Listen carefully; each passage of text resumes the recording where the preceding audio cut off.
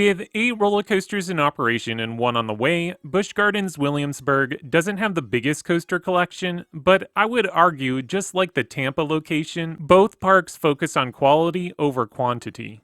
Each roller coaster in the park is well placed to fit its targeted audience and to serve as an anchor to the land it resides in. With their oldest roller coaster opening in 1978, Busch Gardens is a relatively new park, which means a good chunk of their roller coasters are under 20 years old. Currently, I wouldn't consider any of the operating roller coasters at Busch Gardens to be top 10 worthy, but even with that said, I still think the collection as a whole is one of the strongest in the country. Similar to Busch Gardens Tampa, their top 3, even their top 5, is very tough to rank because they're all just so great. Okay, starting at number 9, we have Grover's Alpine Express, opened in 2009, designed by Zierer. As family kiddie coasters go, Grover is one of the better ones. It has a surprisingly decent layout, including stronger than normal forces you would find on a kiddie coaster. Because of that, this isn't a true kiddie coaster, but more of a family attraction. The first time Braylon rode this coaster was in 2018, and she was 3 years old. It was a little intense for her then, and I actually kind of felt like I scared her away from roller coasters, but now she's an avid fan. I recommend grabbing a ride in the back row if you'd like to experience the only airtime Grover has to offer, which is during the first drop. Number 8, Loch Ness Monster, opened in 1978, designed by Aerodynamics. When it opened, Loch Ness was the first roller coaster to feature interlocking loops, and to this day, it's the only operating roller coaster with this element.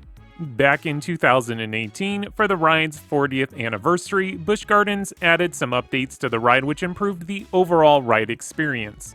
The trains were replaced by new S&S trains, and much needed theming was added back into the tunnel, including strobe effects and the roar of the Loch Ness Monster.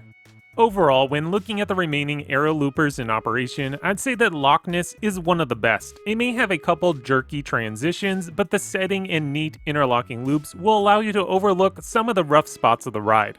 I recommend a ride in the back row to experience a nice whip diving down its 2 main drops. Number 7, Invader, opened in 2017, built by Great Coasters International. For a while, Busch Gardens had one type of roller coaster that was blatantly missing from their lineup, and that was a good wooden coaster. The park also decided that they were in need of another family attraction, so Invader was designed as a family wooden coaster that only has a 42-inch height requirement. The layout is on the shorter side, but during its 2,000 feet of track, Invader features a tunnel and multiple pops of airtime. To experience the best airtime all around, take a ride up front. However, if you want the best airtime during the main first drop, then head for the back row. Number 6, Tempesto, opened in 2015, designed by Premier Rides. Tempesto was the first of the 2 Skyrocket 2 models to make its way to a SeaWorld park. Many enthusiasts, including myself, were puzzled by this addition because of the ride's poor capacity. However, after seeing it in action, I realized that this coaster wasn't designed to grab a huge crowd, but instead function more like a flat ride. If you haven't ridden one of these Skyrocket 2 models, you really can't go wrong with this coaster. Featuring an additional car, which brings up the rider capacity per train to 18, means the forces in the front or back will be a little bit more intense than the typical 2-car, 12-passenger train. The best place to ride Tempesto is in the front row. Riders will experience a nice pop of ejector airtime as you clear the top hat. Number 5, Verbolten, opened in 2012, designed by Zierer. Taking up the plot of land that once was occupied by Big Bad Wolf, Verbolten had a lot to prove that it was a worthy successor to the former beloved suspended coaster. Well, I think Verbolten proved to be a worthy successor with its very exciting layout. The ride features 2 launches, an indoor section, and a, spoiler alert, drop track element. The final part of the ride has the same drop that was found on Big Bad Wolf. The coaster even uses the same footers, thus following the same layout for the end of the ride.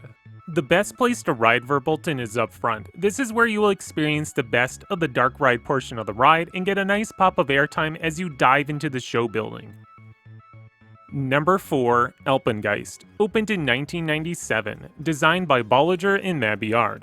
To this day, Alpengeist is still the tallest inverted roller coaster by B&M. Standing an incredible 195 feet, this coaster gets close to being considered a hyper-invert. The ride layout is pretty strong, including 6 inversions. Unfortunately, there are a couple transitions that are a little rough. First is the midpoint of the Cobra roll, second spot is a super snappy turn into the brake run. The rest of the ride is butter smooth that delivers multiple moments of strong G-forces. Alpengeist revived the tradition of featuring a part of the attraction that interacts with the Rhine River as the Cobra roll flips you upside down right near the edge of the water. The best place to ride this roller coaster is in the front row. I always recommend riding an inverted roller coaster up front because your view won't be inhibited by the other rows. However, if you do enjoy a little bit of a whip, then take a ride in the back row. Number 3, Griffon, opened in 2007, designed by B&M. After SheiKra opened in 2005, Busch Gardens was so pleased with their dive coaster that they had to build another one. Griffon is a slightly bigger and also the first floorless version of the dive coaster. Griffon also features extended rows that hold up to 10 passengers. The layout is very similar to SheiKra. The major difference is the additional Immelmann after the second vertical drop.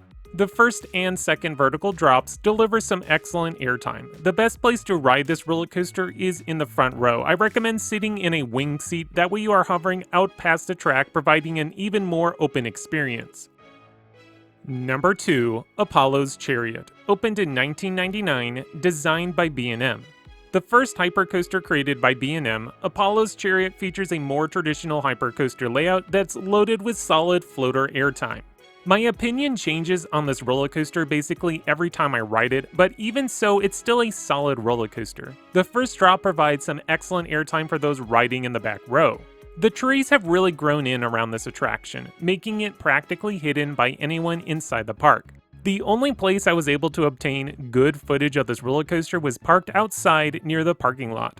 As hypercoasters go, Apollo's Chariot is one of my lowest ranked B&M hypers, but even with that said, it's still a top tier attraction. I recommend riding the back row to experience the amazing first drop.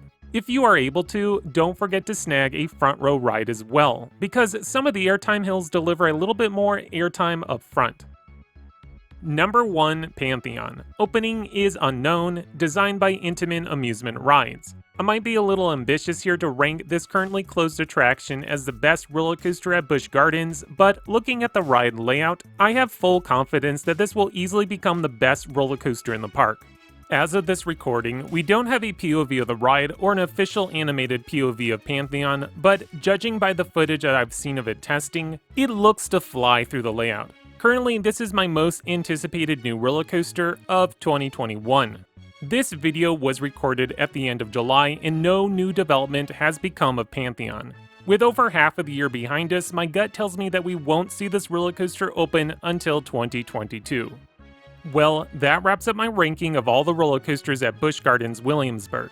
For the most part, I think my ranking stays pretty typical with the majority. I know that some of you would move these coasters around, like put Loch Ness higher up on the list and lower Verbolten. In the end, all of their roller coasters are enjoyable. This is a rare thing for me to say because most parks, including Cedar Point, will have a handful of coasters that I'd pass on during most visits. Busch Gardens is an excellent park and I look forward to every visit.